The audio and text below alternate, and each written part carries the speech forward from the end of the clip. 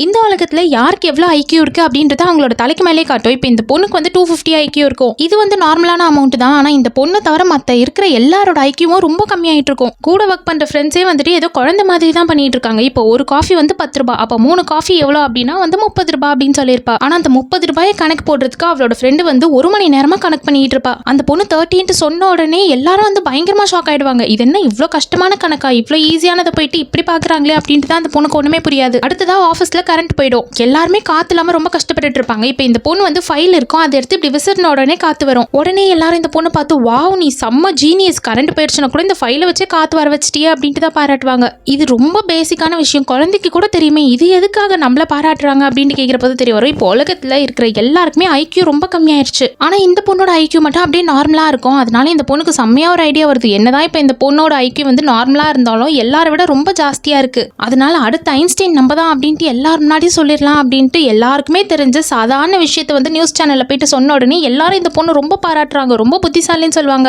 அப்படிதான் இப்போ இந்த பொண்ணு அவளோட ஃப்ரெண்டு வந்து அப்படியே ரோட்ல நடந்து போயிட்டே இருப்பாங்க. மழை பெஞ்சுட்டு தான் இருக்கும். எதிரில் ஒருத்தர் வந்துட்டு தான் இருப்பாரு. ஆனா மழை பெய்யுது, கொடை பிடிச்சிட்டு வரணும் அப்படின்னு கூட தெரியல. மழை பெஞ்சா நம்ம என்ன பண்ண முடியும் அப்படின்ட்டு அப்படியே மழையில தான் நினைச்சிட்டு வருவாரு. இந்த பொண்ணு தான் போயிட்டு கொடையும் பிடிச்சிருப்பா. அவருக்கு என்னதான் ஐக்கியூ ரொம்ப ரொம்ப கம்மியா இருந்தாலும் அவரை பார்த்த உடனே அந்த பொண்ணுக்கு ரொம்ப பிடிச்சிருக்கும். அதனால 2 பேரும் வந்து லவ் பண்ணுவாங்க. என்னதான் ஐக்கியூ கம்மியா இருந்தாலும் வந்துட்டு இவரை ரொம்ப சின்சியரா தான் லவ் பண்ணிட்டு இருப்பா. 2 பேரும் ஒரு நாள் என்ன ஐஸ்கிரீம் சாப்பிட்டுட்டு இருப்பாங்க. இப்போ இந்த பொண்ணு வந்து டெய்லி நான் இனிமேல் ஐஸ்கிரீம் சாப்பிட போறேன் அப்படின்னு சொல்லியிருப்பா. அதுக்கு அவர் வந்து ஐஸ்கிரீம் டெய்லி சாப்பிட்றதுலாம் நல்லது கிடையாது அப்படின்னு சொல்வாரு. இவங்க எல்லாருக்குமே கம்மியான ஐக்கியூ தான் இருக்கு. அப்ப டெய்லி ஐஸ்கிரீம் சாப்பிட்றது நல்லது கிடையாது அப்படின்றது அவருக்கு தெரிஞ்சிருக்க கூடாதுதான். அப்பனா நீ என்ன நடிச்சிட்டு இருக்கியா அப்படின்னு கேட்கிறப்பதான் தெரிய வரும். இப்ப யாருக்கும் வந்து ஐக்கியூ எல்லாம் கம்மியாகல. ஊருக்குள்ள யாருக்கெல்லாம் ஐக்கியூ ரொம்ப ஜாஸ்தியா இருக்கோ அவங்களெல்லாம் பிடிச்சிட்டு போற ஒரு பூதம் சுத்திட்டு இருக்கு. அதுக்கு பயந்தே வந்துட்டு எல்லாரும் ஐக்கியூ கம்மியா இருக்க மாதிரி நடிச்சுட்டு தான் இருப்பாங்க. யாரும் அந்த அளவுக்கு ஒன்றும் முட்டாளுங்க கிடையாது. இந்த பொண்ணு தான் வந்து இந்த விஷயம் தெரியாம இருந்ததுனால எல்லாரும் வந்து நடிக்கிறாங்க அப்படின்றது கூட இவளுக்கு தெரியல. இப்போ இந்த பொண்ணுக்கு ஐக்கியூ ரொம்ப ஜாஸ்தியா இருக்குமா, அதனால வந்து அவளை பிடிச்சிட்டு போகலாம் அப்படின்ட்டு வந்து பூதம் வந்திருக்கும். ஆனா இந்த பொண்ணை விட